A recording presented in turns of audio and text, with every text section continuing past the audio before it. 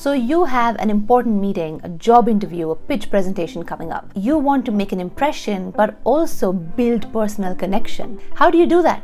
On a two-dimensional flat screen. Now there are some basic rules: posture, eye contact, lighting, preparing technology, etc. But how can you take it to the next level? Hi, my name is Riya Chabra. I have interviewed hundreds of strategy consultants virtually. I also switched jobs in a fully remote environment. In fact, even before virtual was the new normal, I interviewed for cross-continent roles when I was at INSEAD in France and when I was moving from New York to London. Here are my 5 advanced tips to ace the virtual job interview and virtual meetings in general. The 5th one is my personal favorite, and it's at the end, obviously, so stick around. Frame like an artist. Research tells us that appearance has a large part to play in how trustworthy and powerful you come across.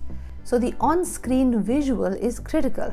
Besides making sure you're dressed appropriately, your posture is right, your lighting is good, use the rule of thirds. Imagine your screen is divided into 9 equal parts with 2 vertical and 2 horizontal equally spaced lines. The subject, in this case your face, should be placed along those lines or at the intersections.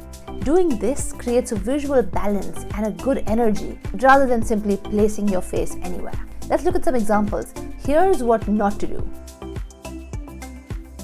And here's what a rule of third looks like.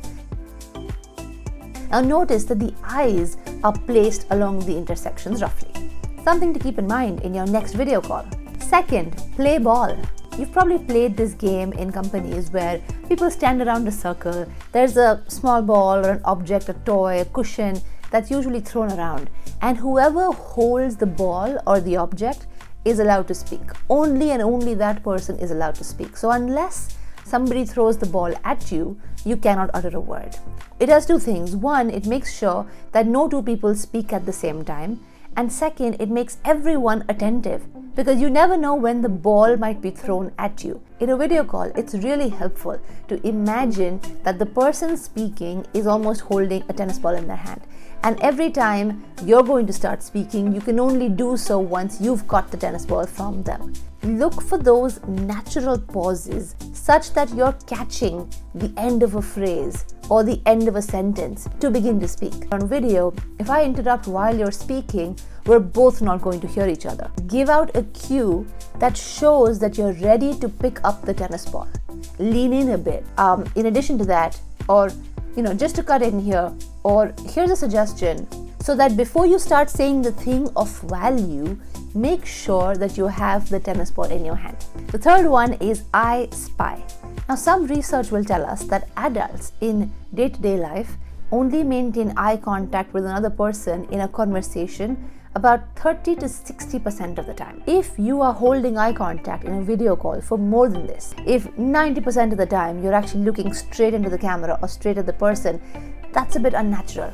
So make sure you're not looking somewhere else and talking, obviously, but don't even try to hold this intense eye contact throughout the conversation. That's a bit weird. You can thoughtfully look away at some point, so the dramatic gaze into the abyss, no.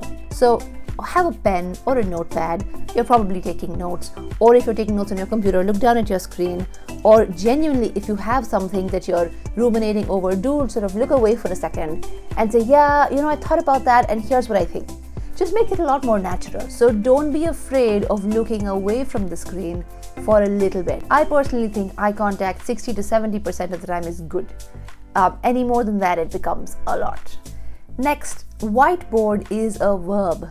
Now, I had always thought a whiteboard is an object. One of the feedback I've received was you need to get better at whiteboarding. It means being that person who's willing to draw up a blank sheet of paper or stand up on a whiteboard and actually lead the discussion by penning down your thoughts. Now, if you and I were sitting in a conference room, can you imagine what a power move that would be if you got up and started to whiteboard something to explain a case study to me or explain your perspective on something? Be that person who draws something either virtually on a Miro board or a notepad or on a piece of paper and holds it up. This last one is my favorite, and it has to do with coffee or tea. Research has shown that when you hold a hot beverage or something warm for even a short amount of time, it can positively influence your feeling of warmth and compassion. Isn't that crazy? Now, why is that?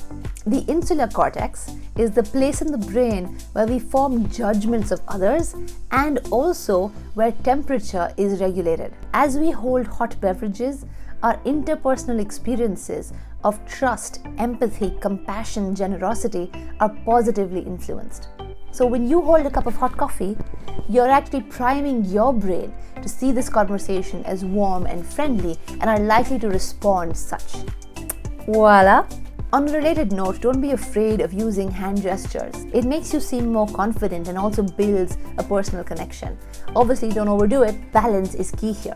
So there you go. Those are my 5 advanced tips for great video conversations. I wish you all the best in your next virtual interview. Please let me know what you think in the comments. If you like this sort of content, please subscribe so you can get notified every time I post something up. Thank you very much for watching. Take care. Bye.